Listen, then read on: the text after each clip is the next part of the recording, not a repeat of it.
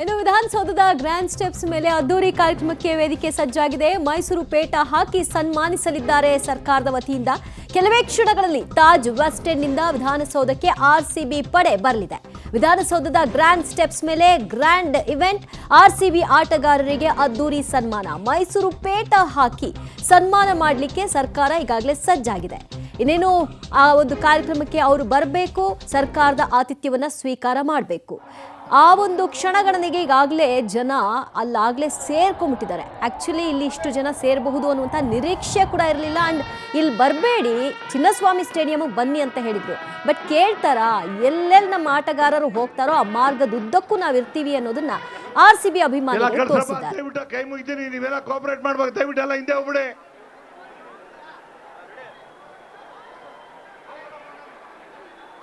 ಇಲ್ಲಿ ಯಾರು ನಿಂತ್ಕೊಬಿಡಿ ಅಪ್ಪ, ದಯವಿಟ್ಟು ಪ್ಲೀಸ್ ಇಲ್ಲಿ ಯಾರು ನಿಂತ್ಕೊಬಿಡಿ. ಕಲ್ಸಿ ಬಲಗಡೆ ಇರಲ್ಲ, ಕಲ್ಸ್ಬಿಡಿ ದಯವಿಟ್ಟು. ಆ ದೃಶ್ಯ ನೋಡ್ರಿ.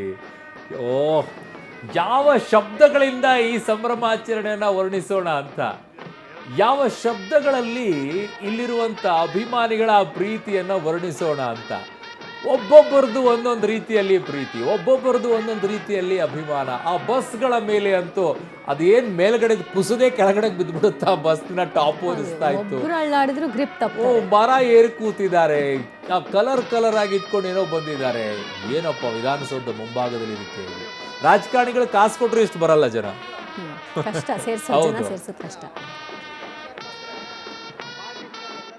ನಾವು ಕೆಲವೇ ಕ್ಷಣಗಳಲ್ಲಿ ರೆಡ್ ಆರ್ಮಿ ಈಗ ಚಿನ್ನಸ್ವಾಮಿ ಸ್ಟೇಡಿಯಂಗೆ ಎಂಟ್ರಿಯನ್ನು ಕೊಡುವಂಥದ್ದು ಎಲ್ಲ ರೀತಿಯ ಸಕಲ ಸಿದ್ಧತೆಗಳು ಕೂಡ ಮಾಡ್ಕೊಂಡಿದ್ದಾರೆ.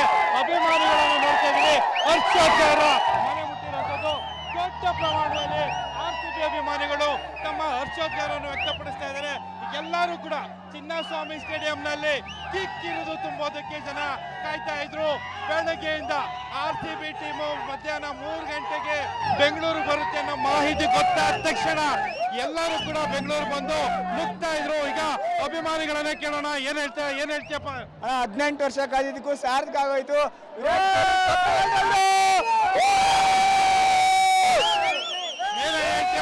ಏನ್ ಹೇಳ್ತೀಯ? ಈ ಸಲ ಕಪ್ ನಮ್ದು,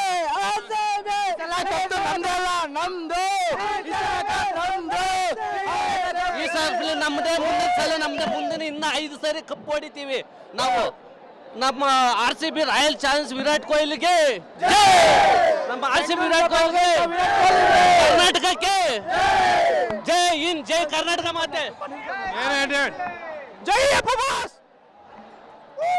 ಅಭಿಮಾನಿಗಳು ಸಾಕಷ್ಟು ಸಂಖ್ಯೆಯಲ್ಲಿ ಬರ್ತಾ ಇದ್ದಾರೆ. ನೋಡ್ತಾ ಇದ್ದೀರಿ, ಇಡೀ ಗ್ರೌಂಡ್ ಇನ್ನೇನು ಕೆಲವೇ ಕ್ಷಣಗಳಲ್ಲಿ ತುಂಬುವಂಥದ್ದು. ಈಗಷ್ಟೇ ಜನಗಳ ಬಿಟ್ಟಿದ್ದಾರೆ ಒಳಗಡೆ ಬರ್ಲಿಕ್ಕೆ.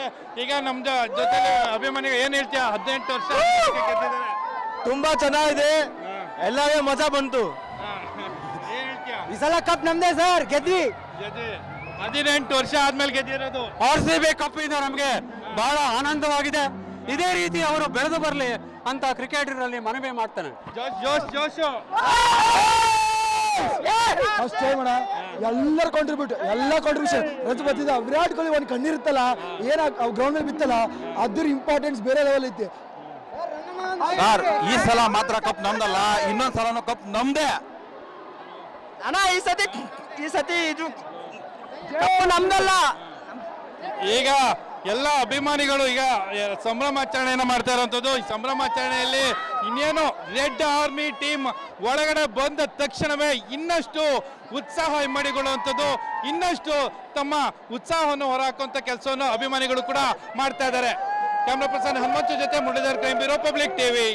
ಒಂದು ಗೆಲುವು ಯಾವ ಲೆವೆಲ್ಗೆ ಕ್ರೇಜ್ ಹುಟ್ಟಾಕಿದೆ ನೋಡಿ. RCB ಗೆಲ್ಲಬೇಕು ಅನ್ನೋದು ಒಂದು ರೀತಿಯ ಕ್ರೇಜ್ ಆದರೆ, ಗೆದ್ದ ಮೇಲೆ ಆಗ್ತಾ ಇರೋ ಸಂಭ್ರಮ ಇದೆಯಲ್ಲ, ಇದು ನೆಕ್ಸ್ಟ್ ಲೆವೆಲ್ಲು. ಎಲ್ಲರೂ RCB ಬಾವುಟವನ್ನು ಹಿಡಿದು RCB ಅಂತ ಜಯಘೋಷಣೆಯನ್ನು ಮೊಳಗಿಸ್ತಾ ಇದ್ದಾರೆ. ಒಂದು ರೀತಿ ಜೇನು ಗೂಡು ನೋಡಿದ್ರೆ ಹೆಂಗೆ ಕಾಣುತ್ತೋ ಹಾಗೆ ಜನ ಕಾಣಿಸ್ತಾ ಇದ್ದಾರೆ. ಎಲ್ಲಿ ನೋಡಿದ್ರು ಕೂಡ ಜನ. ಇವರೆಲ್ಲ RCBಯ ಡೈ ಹಾರ್ಟ್ ಫ್ಯಾನ್ಸ್. RCBಗೋಸ್ಕರ 18 ವರ್ಷಗಳ ಕಾಲ ಒಂದು ರೀತಿ ತಪಸ್ಸು ಮಾಡಿದ ರೀತಿಯಲ್ಲಿ ಗೆಲ್ಲಬೇಕು ಅಂತ ಕೋರಿಕೆಯನ್ನು ಇಟ್ಟವರು. ನೋಡಿ ಫೈನಲಿ ಯಾವ ಲೆವೆಲ್ಲು ಮರದ ತುದಿಗೆ ಹೋಗ್ತಾರೆ, ಅಲ್ಲೆಲ್ಲೋ ಕಾಂಪೌಂಡ್ನ ಮೇಲೆ ಹೋಗಿ ನಿಲ್ತಾರೆ. ಈ ಹುಷಾರ್ರಿ, ಯಾರು ಹೇಳೋದು ಇವ್ರಿಗೆಲ್ಲ.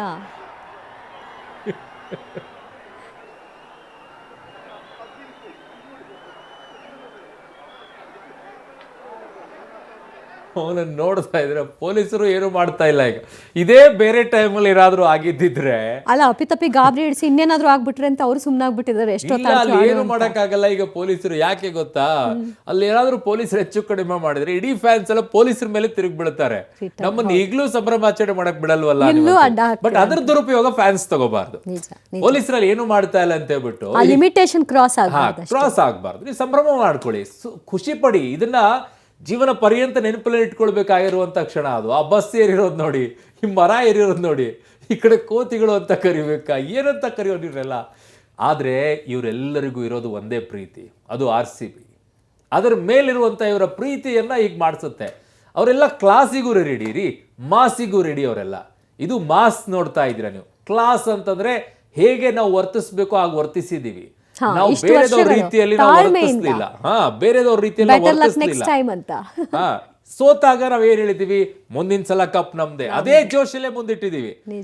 ಈ ಸಲ ಕಪ್ ನಮ್ದು ಅಂತ ಹೇಳೋ ಮಾತ್ರಿಗೆ ಬಂದಿದೀವಲ್ಲ. ಈ ಸಂಭ್ರಮಾಚರಣೆ ಮಾಡಕ್ ನಾವು ಯೋಗ್ಯರು, ಈ ಸಂಭ್ರಮಾಚರಣೆ ಮಾಡಕ್ ನಾವು ಹಕ್ಕುದಾರರು. ಸೊ ಹಾಗಾಗಿ ಆ ಸಂಭ್ರಮವನ್ನ ಮಾಡ್ಲೇಬೇಕು. ಇಷ್ಟು ವರ್ಷಗಳ ಇದ್ದಂತ ತಾಳ್ಮೆ ಎಲ್ಲವೂ ಕೂಡ ಒಡೆದ ನಂತರ ಅದನ್ನ ಸಂಭ್ರಮ ಪಡೆದು ಇನ್ನೇನು ಮಾಡೋಣ. ಸೊ ಹಾಗಾಗಿ ರಾತ್ರಿಯಿಂದಲೂ ಸಂಭ್ರಮಾಚರಣೆ. ಕೆಲವರು ರಾತ್ರಿ ನಿದ್ದೆನೇ ಮಾಡಿಲ್ಲ, ಇಡೀ ಬೆಂಗಳೂರು ಸುತ್ತಾಡಿದಾರಪ್ಪ. ನಾನು ತುಂಬಾ ಜನರು ನೋಡ್ತಾ ಇದ್ದೆ, ಬೈಕಲ್ಲಿ ಸುತ್ತಾಡಿದ್ದು. ಆ ಬಸ್ಸಿಂದ ಇಳಿಸ್ತಾ ಇದಾರೆ ಪೊಲೀಸರು ಬಂದ್ಬಿಟ್ಟು. ಆಮೇಲೆ ಹೆಚ್ಚು ಕಡಿಮೆ ಆಗ್ಬಿದ್ರೆ ಏನ್ ಮಾಡೋದು? ಅದು ಒಳಗಡೆಗೆ ಇಳಿದು ಬಿಡುತ್ತೆ, ಮೇಲ್ಗಡೆದ್ದು ತುಂಬಾ ತಡ್ಕೊಳ್ಳಲ್ಲ ಅದು. ಅಷ್ಟೊಂದ್ ಜನ ನಿಂತ್ರೆ ವೇಟ್ ಜಾಸ್ತಿ ವೇಟ್ ಜಾಸ್ತಿ ಸ್ವಲ್ಪ ತಗ್ಗಲ್ಲಿದೆಯಂತೆ, ಡೌನ್ ಅಲ್ಲಿ ನಿಂತಿದೆಯಂತೆ. ಅದು ಮೇಲ್ಗಡೆ ಇದೆಯಲ್ಲ, ಮೇಲ್ಭಾಗದ್ದು ಕೆಳಗಡೆ ಕುಸ್ಬಿಡುತ್ತೆ ಅದು. ಸೊ ಅಲ್ಲಿ ಹೆಚ್ಚು ಕಡಿಮೆ ಆಗ್ಬಿಟ್ರೆ ಆಮೇಲೆ ನೀವು ಹೇಳ್ದಂಗೆ ಈಗ ಡೌನ್ ಅಲ್ಲಿ ಇದೆಯಲ್ಲ, ಮುಂದೆ ಹೋಗ್ಬಿಟ್ರೆ ಕಷ್ಟ ಆಗ್ಬಿಡುತ್ತೆ ಆ ವೇಟಿಗೆಲ್ಲ. ಅಲ್ಲಿ ಎಷ್ಟೋ ಜನ ಇದ್ದಾರೆ, ಮತ್ತೆ ಹೆಚ್ಚು ಕಡಿಮೆ ಆಗ್ಬಿಟ್ರೆ ಇನ್ನೇನೋ ಅನಾಹುತ ಆಗ್ಬಿಡುತ್ತೆ. ಬರೀ ಬಸ್ಸಲ್ಲಿ ಇದ್ದವ್ರು ಮಾತ್ರ ಅಲ್ಲ. ಸೊ ಮ್ಯೂಸಿಕ್ ಎಲ್ಲ ಶುರು ಆಯ್ತಾ ಅಂತ.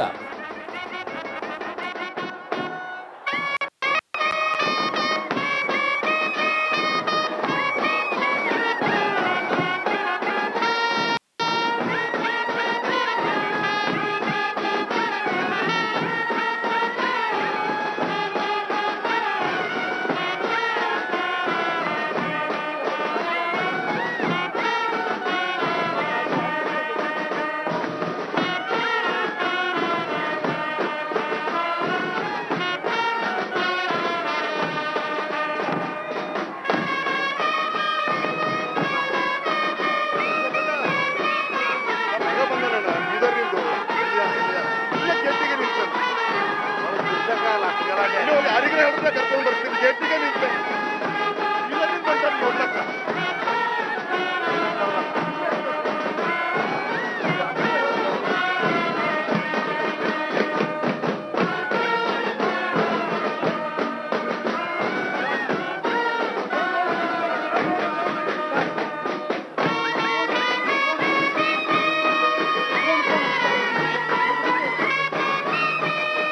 ಹಲೋ, ಯಾರೋ ದ್ರೋಣ, ದಯವಿಟ್ಟು ದ್ರೋಣ ಆಫ್ ಮಾಡಿ. ದ್ರೋಣ ಆಫ್ ಮಾಡಬೇಕು ದಯವಿಟ್ಟು. ದ್ರೋಣ ಕ್ಯಾಮ್ರಾ ದಯವಿಟ್ಟು ಆಫ್ ಮಾಡಬೇಕು. ದಯವಿಟ್ಟು ಕ್ಯಾಮ್ರಾದವ್ರು ಕರೆಸಿ.